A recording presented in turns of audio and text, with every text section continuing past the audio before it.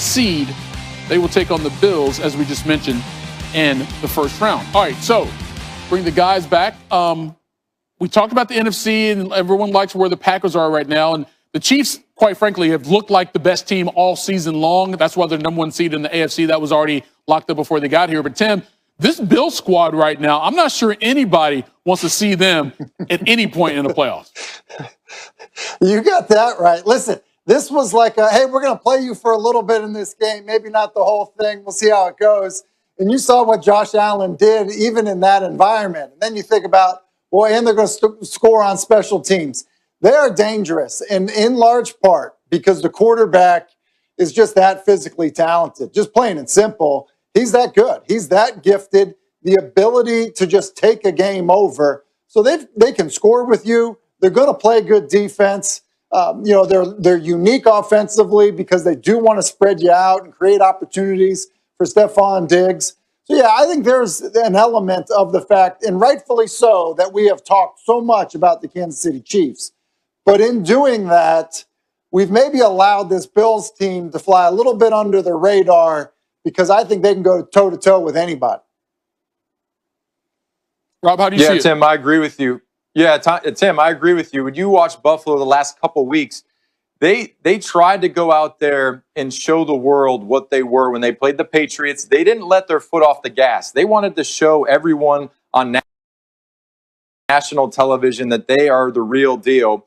And Josh Allen has been lights out all season. They're going against the Dolphins today, and they look. They don't want to let up. And when you think about the AFC and the Kansas City Chiefs, what can Kansas City do? They can score a lot of points. Well, Buffalo is showing everyone that they can score a lot of points as well. And if you want to beat Kansas City, you're going to have to score points. So in the playoffs, you never know what's going to happen. But I think that Buffalo probably has the best chance offensively because of the points that they can put up to maybe upset Kansas City. And look, I mean, when was the last time Buffalo swept the division? It's been a long time. Yeah, a long time indeed. And it took a long time to get here, seemingly, for this 2020 season. But here we are. Chiefs number one seed in the AFC, Packers number one seed in the NFC. Both will have the first weekend off. Then the question becomes, who will win that NFC East crown later tonight? Washington wins it. They get it. If they lose, the Giants get it. So we put all that together, Tim. Takeaways, Week 17, playoffs coming up next weekend. What do you got? Listen, my takeaway is this. Hey, NFL, bravo. Good for you. Because Cleveland had not been to the playoffs in a long time. Yeah, 2002. But we also had Mason Rudolph and Myles Garrett on the field at the same time. Remember that from last year? Yeah, hopefully we can forget it at some point. This is Nick Chubb, though. I mean, he's really good running, but that was some bad tackling by the Steelers. 47 yards for the touchdown.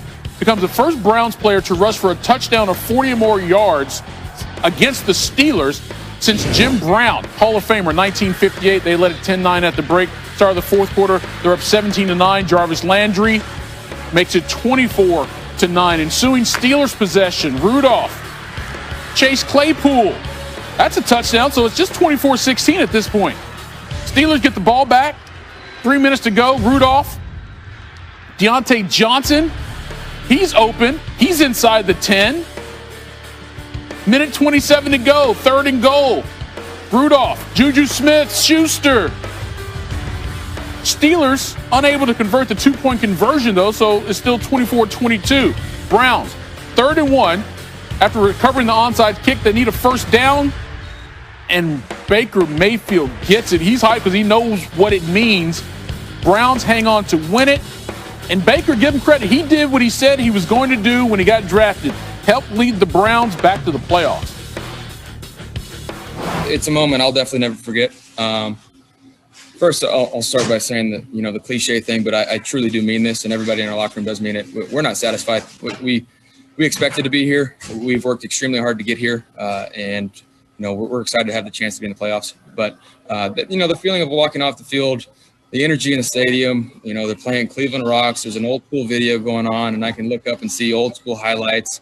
We got Brian Sipe, Bernie Kosar, some old schoolers on there. It's just, and for it to be that loud with a limited amount of fans, it's a special moment for us. it's a relief. You know, it's part of why we started this whole thing, and from now on, it's a one season game, one game season. So we're just looking at every game like that. You and I talked yesterday about the need to change the culture here. Does it feel like making the playoffs, you guys making a statement, does it feel like these are different Browns and people should take note of that? Yeah, I think, and like we talked about yesterday, I think people notice that, but I also think it's in the consistency, and doing it year in and year out. But, obviously we got to create that standard, and this is the year to do that, and we put ourselves in position to have a chance, and that's all we really need. 9 and 5-10 respectively, that the Cowboys and Giants both entered Week 17 with a shot at making the playoffs. A win by either squad coupled with the Washington loss later tonight would do the trick. So Giants up 13-6, and Daniel Jones saying, no, Eve, let's make it 20-6. Dante Pettis into the end zone before dropping the ball. How would the Cowboys respond? Well, fourth quarter we pick it up. They're down 23-19. Buck 20 left. Andy Dalton, nowhere to go, and throws it up in the air, and it is picked off by Xavier McKinney. Crucial interception there by Dalton. So the Giants just need a first down to end it, right? So Wayne Gallman, 2nd and 5. There's your first down, but there's your fumble. And the Cowboys, they think they've got it. Would be a huge turn of momentum. Gallman just simply loses control. Kind of knocked it out of his own hand, if anything else. But watch this. Fortunate enough for him, the ball just kind of sat under his butt. And he would come out of that scrum with the ball. Giants hang on to win it, 23-19. Now they just need Washington to lose, and the Giants would be going to the playoffs. Here's Donna Rossini with Sterling Shepard. You guys did everything you possibly could do to control perhaps a playoff berth. What was it like for you guys in that post-game locker room? It was definitely lit. I mean, we got the speaker going. Guys were hyped up about it. So it's been a minute since we got the Cowboys. It's my rookie season, actually, the last time that we beat them. So we were really excited and glad we came out with a W. My words to the team at the end of the day was just pretty much how proud I was that they kept playing. Okay. What they've been able to do, sticking together as a team, the progress we've made. And then ultimately, whatever happens tonight, let's just be ready to go, come into work tomorrow and do whatever we have to do. Make the right decisions tonight. Make sure we're prepared that if something goes our way, that we're ready to go ahead and play next week. But we'll let tonight take care of itself. It's disappointing that we didn't come out of here today with a win. There's some struggles during the course of the game, but our guys fought all the way down to the end. I'm disappointed for him. I think, like all of us to a man, we felt confident coming in here that we'd be able to come out of here today with a victory. All right, so again, it's pretty simple as it stands right now in the NFC East. If Washington beats